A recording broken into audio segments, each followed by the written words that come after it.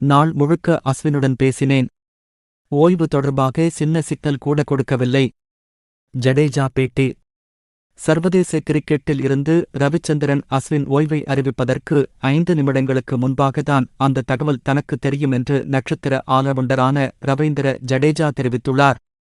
அன்றைய நாள் முழுவதும் அஸ்வினுடன் பேசிக் கொண்டிருந்ததாக கூறிய அவர், அஸ்வின் தன்னிடம் ஓய்வு தொடர்பாக சிறிய சிக்னல் கூட கொடுக்கவில்லை என்றும் கூறியுள்ளார்.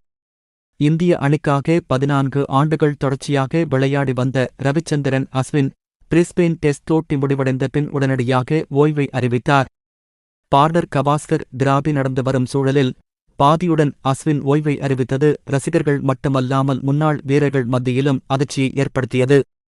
இருந்தாலும் அஸ்வினுக்கு அனைத்து தரப்பினரும் வாழ்த்து கூறி வருகின்றனர்.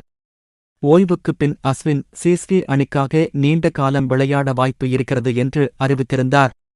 அதேபோல் இன்னும் சில ஆண்டுகளில் அஸ்வின் பயிற்சியாளராக செயல்படவும் வாய்ப்புகள் இருப்பதாக கூறப்பட்டு வருகின்றன.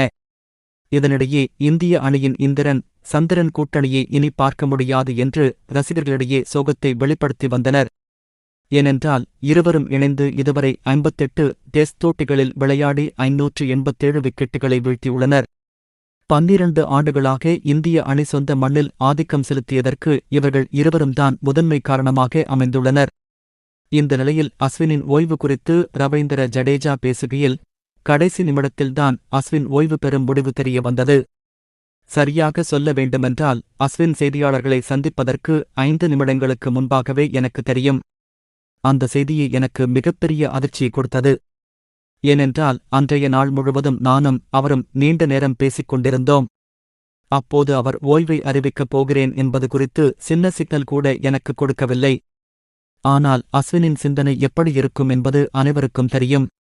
கிரிக்கெட் களத்தில் விளையாடும் போது அஸ்வின்தான் என்னுடைய ஆலோசகர் போல் இருப்பார். கடந்த 12 ஆண்டுகளாக நாங்கள் இருவரும் களத்தில் இருவரும் மாற்றி மாற்றி தகவலை பகிர்ந்து கொண்டுள்ளோம். ஆட்டத்தின் சூழல் என்ன, பேட்ஸ்மேன் என்ன செய்ய முயற்சிக்கிறார், அவருக்கு எதிராக என்ன திட்டம் அமைக்கலாம் என்று ஆலோசித்திருக்கிறோம். இவை அனைத்தையும் நிச்சயம் மிஸ் செய்வேன்.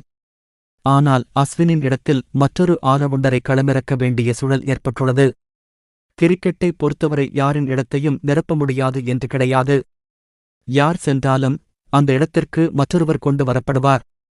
தற்போது அஸ்வின் ஓய்வு பெற்று சென்றுள்ளதால் இளம் வீரர்களுக்கு அவரின் இடத்தில் களமிறங்கி தங்களின் திறமையை நிரூபிக்கும் வாய்ப்பு கிடைத்துள்ளது என்று தெரிவித்துள்ளார்.